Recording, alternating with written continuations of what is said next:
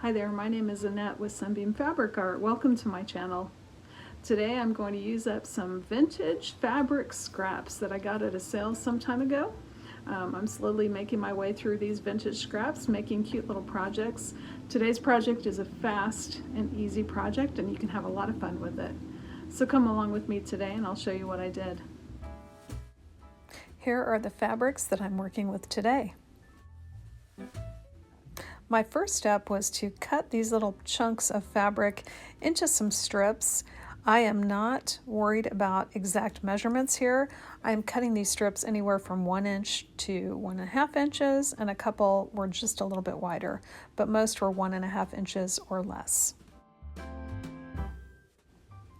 My idea in cutting up these little tiny strips, I am going to be making some cute little mug rugs or coasters or what have you. I would like to give these away as gifts to some of my friends. My first idea was to make some wonky log cabins with these little coasters, and those turned out pretty cute, but I have a couple of other variations that you might like as well that are also super easy to put together. Now here you see my tub of batting scraps. I keep that on a shelf in my little sewing room. What I'm looking for is a smaller scrap. I don't want to use a big piece because I'm going to just be subcutting this down into 5 to 6 inch squares.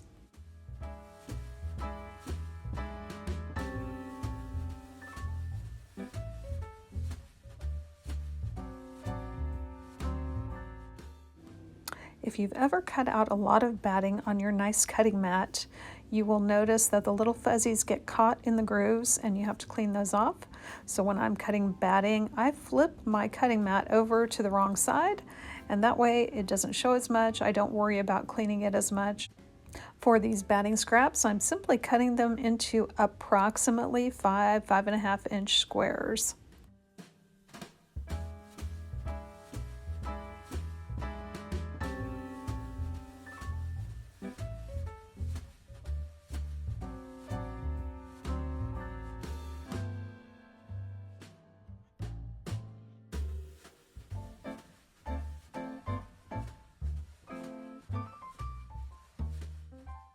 In this black and white photo, you can see that I sorted my fabrics out into dark and light because in a log cabin, you kind of want that distinction. Now I know that my log cabin coasters are going to be a little wonky, but I did want to start them out with a red square, which is kind of a tradition in a log cabin block. You want to start it out with a red or a yellow square, which is the heart of the home. So I chose the red that I wanted and I just cut some squares that were around 1.5 inches. I didn't measure them exactly. Next, I picked a vintage fabric scrap from my stash and I cut some 5.5 inch squares, and those will be the back of my coaster. To start putting this little wonky log cabin together, I put my backing face down on my table, then my little batting square. Next, I took my little heart of the home red square. Then I found a light colored strip. I'm starting with the lights, so I'm going to add on 2 strips that are light and then 2 that are dark. Then I'm going to continue around the block. So here you see I'm going to put this light fabric right sides together with that red square in the middle, stitch myself a little 1/4 inch seam and finger press that open.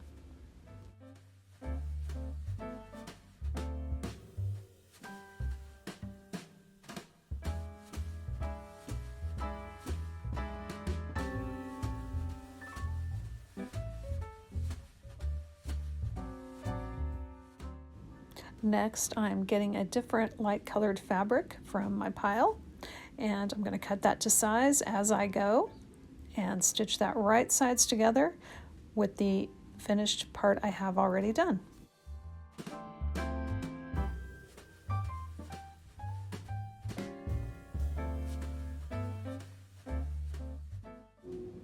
Once that seam is stitched, I finger pressed it open, and now it's time to add 2 pieces of darker fabric to the 3rd and 4th sides of my little red square.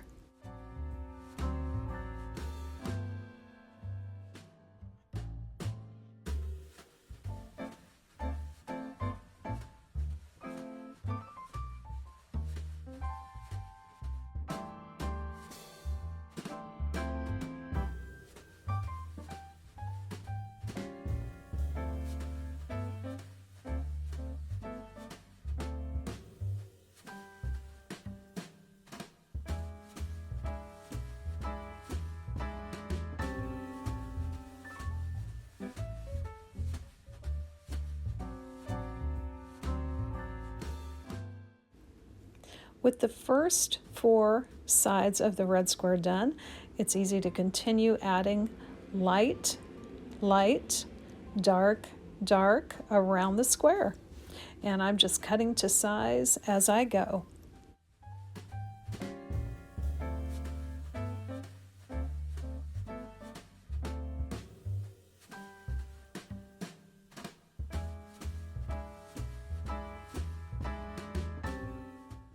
So skipping ahead a little bit, you can see I've got my center block. I've got a light, light, dark, dark, light, light, dark, dark.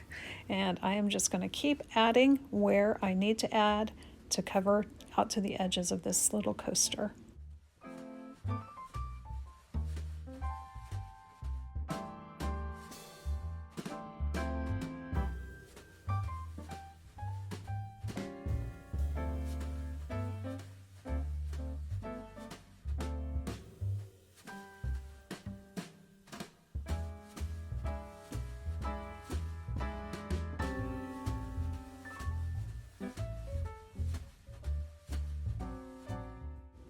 And here is our finished little coaster in the rough. And now let's talk about how we are going to finish up this cute little coaster. Now this is a wonky log cabin for me, so I'm not really worried about lining anything up, but just to show you, if you kind of wanted to line up some sides based on your middle square, you could make sure your ruler lines matched up with a horizontal or vertical line on your ruler. And you could also just flip over and trim from the back side if you wanted to do that. I ended up trimming my little coaster to 5 inches square.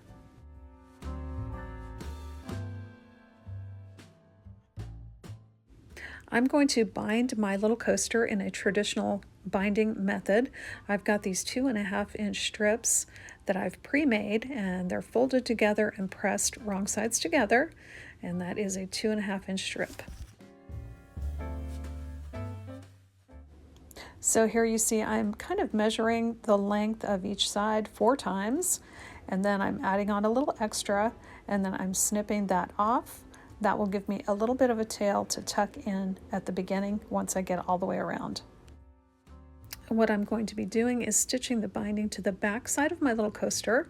Then I will flip it over to the front side of my little coaster and tack it down with my machine. For the beginning of my binding, I fold the edge over at a 45-degree angle, then I fold the binding strip back in half, and now I've created a little pocket. When I get all the way around on my little coaster, I'll be able to tuck the end tail into that pocket. I start my stitching about 1 inch past the pocket to give me room to tuck in the tail when I get all the way around. The way I stitch my binding on, I stitch to about 1/4 inch to the end of the side. Then I sew off to the corner diagonally. Then I break thread. Then I do this little fold. I do a 45-degree fold one way. Then I fold back down flat along the edge of the next side.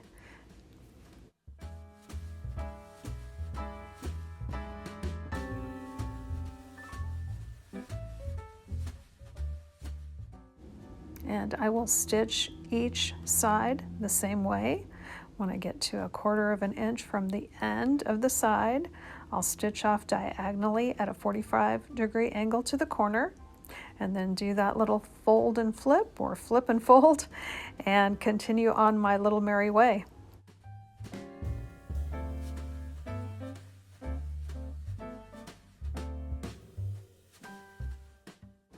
Here we've come back around to the beginning. My little pocket came unfolded, so I'm going to fix that really quick.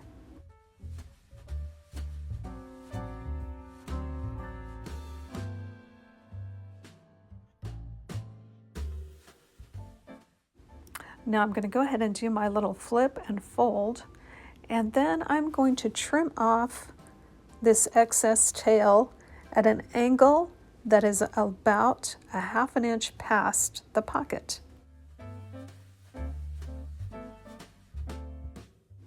Now all I have to do is tuck that tail into the pocket and stitch this down.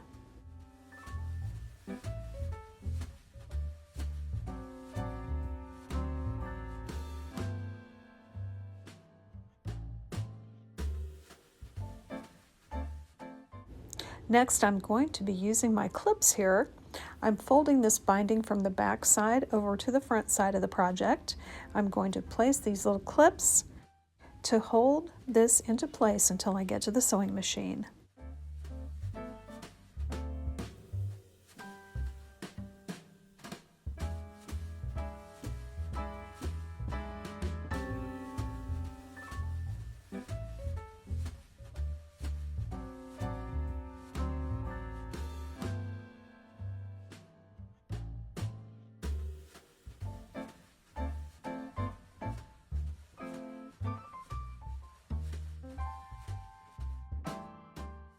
Now it's time to stitch this binding down to the front of my little project. I am just using a straight stitch here to stitch this to the front, but a zigzag stitch or any other decorative stitch would be a lot of fun too.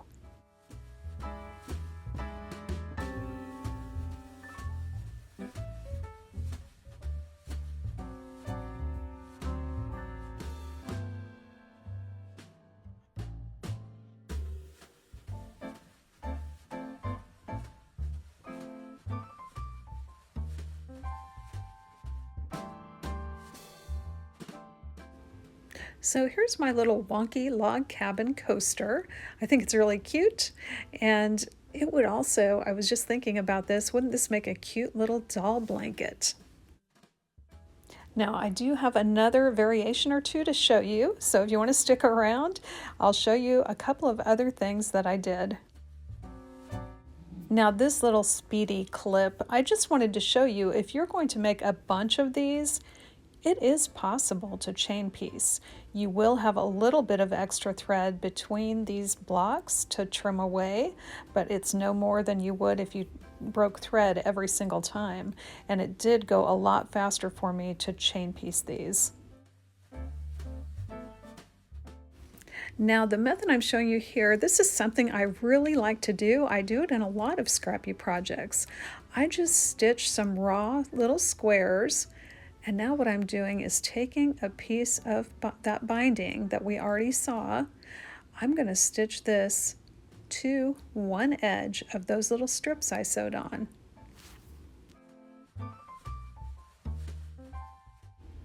Now here you can see I did stitch that together to my little raw edge strips and pieces. Then what I did was I drew a line with my ink pen.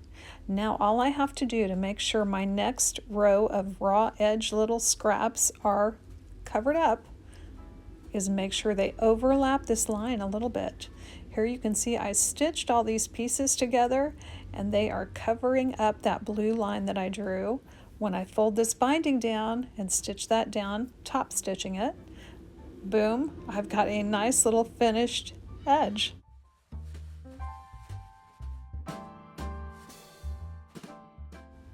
So here are some of my cute finished coasters. The top two are the wonky log cabin style. As you can see, we went through those in great detail. The one on the lower left is just strips, and gosh, that's super cute too. Then the one in the lower right is the one we were just talking about, where I sewed little squares together. Then I used little strips to cover up those raw edges. You could do that in any shape or orientation that you wanted to. Super fun. Now in the little coaster in the lower right, I accidentally sewed my binding to the front and then flipped it around to the back, which caused some thread to show on my coaster. So what I did in that case, I just stitched a blanket decorative stitch on the inside of the binding on the front to kind of cover up where that stitching that I didn't want to really show was. This little coaster set is so cute. I can't wait to gift it to a friend of mine. I hope this inspires you to use your imagination and do something wild and crazy. These don't require measuring or too much thought. You can just sit down and sew. As always, if you enjoy my channel, please click that like and that subscribe button. And if you want to get notified of my new content, hit that little bell icon. Thanks so much for joining me today, and I hope to see you back real soon.